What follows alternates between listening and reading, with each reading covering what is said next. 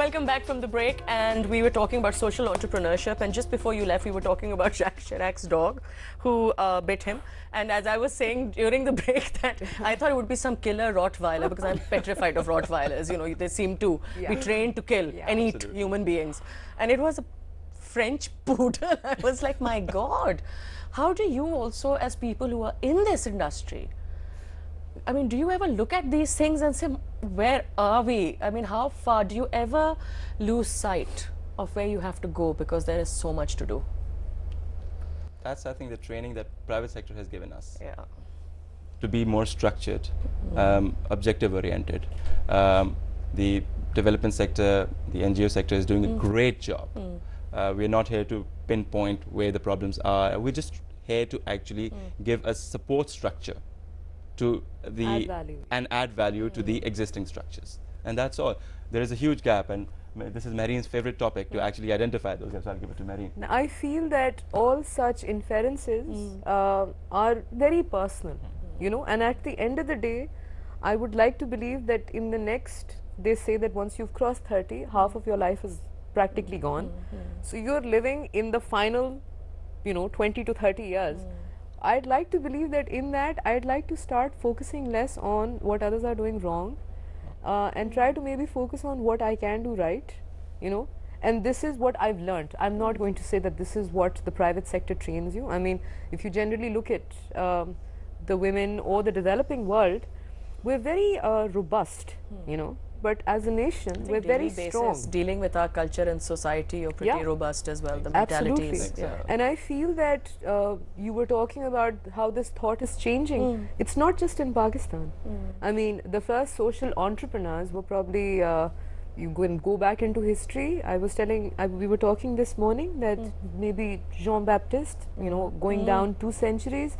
And, you know, people say that a social reformist, entrepreneur, motivator could be Mother Teresa. And there's still so many others, you know, doctors and nurses and engineers, people who've contributed in a manner that continuity for others, that whole concept which our religion says is Sadqa Jariya.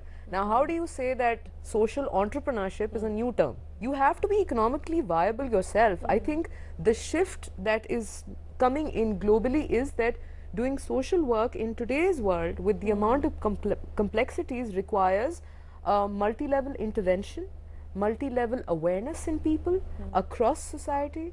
It actually requires people being made aware. Look, people are not aware. That's true. You know, so if you talk about, is everybody going through social entrepreneurship?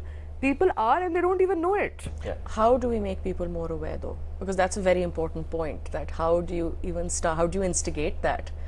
The paradigm shift that we have seen actually is, and I think it's a stigma associated with the people who want to do something but for profit in the development sector. You should be sustainable, you can make profit, and there is nothing wrong with that in the development sector. Now that is one stigma that needs to be range from. I think you know, I don't even think one should give it attention. Absolutely. Because I think the more one talks about it, you feel as if it's an issue. I mean, But you have know, the right. that is a primary issue. Really? For example, globally, the biggest challenge lies that by the minute as we speak, when children are being born and people are getting married and others are dying, NGOs are being set up across the world by the minute. Now, there's so much that's already been done. People are still reinventing the wheel. They just, some do it because, oh my God, it's a new business opportunity, you know, globally everywhere there's, you know, poverty constricting people, or there is a natural disaster. Funding comes in flying. I mean, these days in Pakistan, and accountability, it's I think, awesome. is a bit, you know, but the issue becomes NGOs generally say that we are not for profit, but there is a lot of profit mandate going on. The thing that we would like to say is different, and there are lots of other people like us. Won't you get more expertise that way as well? Because, for example, I know that the world is a rat race at the moment.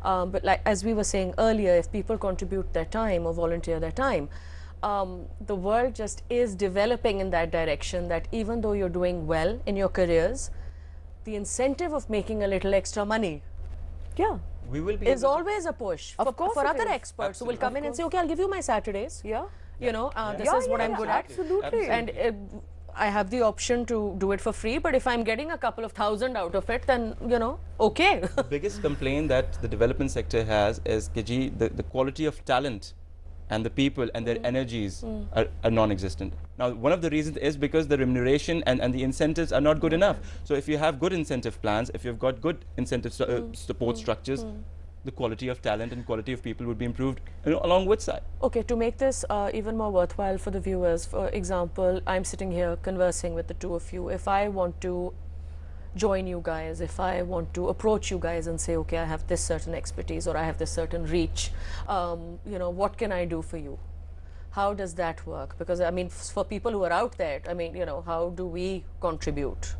Well, you are a woman, and keeping that context in mind, we have a very strong development in women mandate, and we have got ranges of products and services for us. So we will talk to you, we'll identify your expertise, we'll have range of projects with us, and the moment we identify a synergy, you know, you could be associated with that particular project. For instance, income generation in or trade or entrepreneurship in women, various mandates. Now, wherever there is a best fit of your talent, your expertise, your capabilities with our projects, well, the synergy strikes and you work with us on that. I think the important thing is also that